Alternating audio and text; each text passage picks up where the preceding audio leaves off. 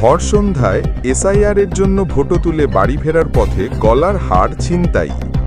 ঘটনায় চাঞ্চল্য ছড়িয়েছে এলাকায়। ঘটনাটি ঘটেছে ইসলামপুর পৌরসভার 12 নং ওয়ার্ডের থানা কলোনি এলাকায়। এক বৃদ্ধা তার বৌমাকে সাথে নিয়ে এসআইআর ফর্মের জন্য ফটো তুলে বাড়ি ফিরছিল। সেই সময় বাইকে আসা দুই যুবক তাদের কোনো ব্যক্তির খোঁজ করছিল। কথা বলতে বলতেই বৃদ্ধার গলার সোনার চেন নিয়ে পালিয়ে যায়। ঘটনার সময় চিৎকার চেঁচামেচি করাতে পাড়ার লোকজন আসলেও পালিয়ে যেতে সফল হয় ছিনতাইকারীরা। স্থানীয়রা পুলিশকে খবর দিলে পুলিশ ঘটনাস্থলে এসে সিসিটিভি ফুটেজ খতিয়ে দেখে তদন্ত শুরু করেছে। পরপর চুরি ও ছিনতাইয়ের ঘটনায় আতঙ্ক শহরবাসী।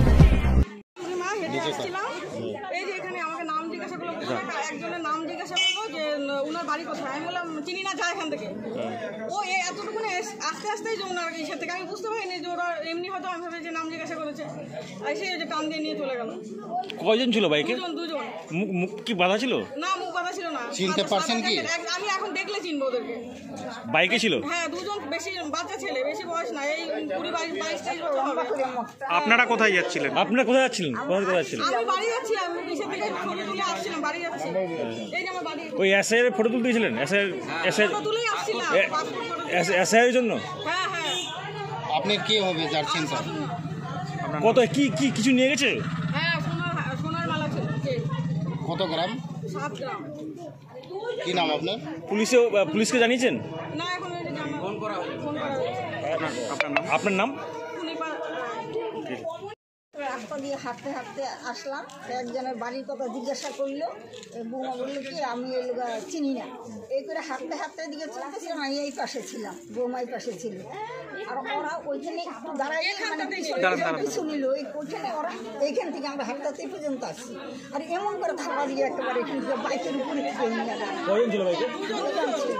সাদা জ্যাকেট, একজনের সাদা জ্যাকেট ছিল, লম্বা করে একদম ভুল করে একটা বাচ্চা ছেলে, বেশি বয়স হেলমেট ছিল?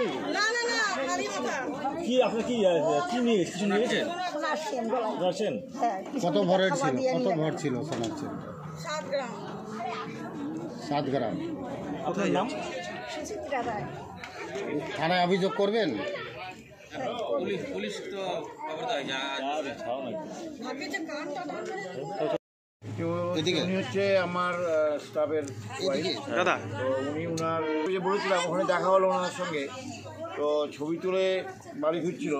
তো ওই তো বাড়ির সামনেই, এইখান থেকেই দুটো ছেলে এসে বাইকে করে একটা গলা থেকে নিয়ে চলে যায়।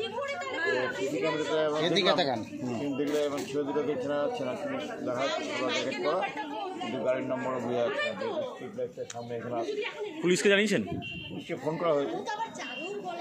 এই শহরের মধ্যে প্রতিদিনই প্রায় চুরি ছিনতাই হচ্ছে, এই নিয়ে আমাদের পাড়ায় বেশ কয়েকদিন ধরেই চোর ঘুরছে এবং টহল দিচ্ছে, ধরা যাচ্ছে না।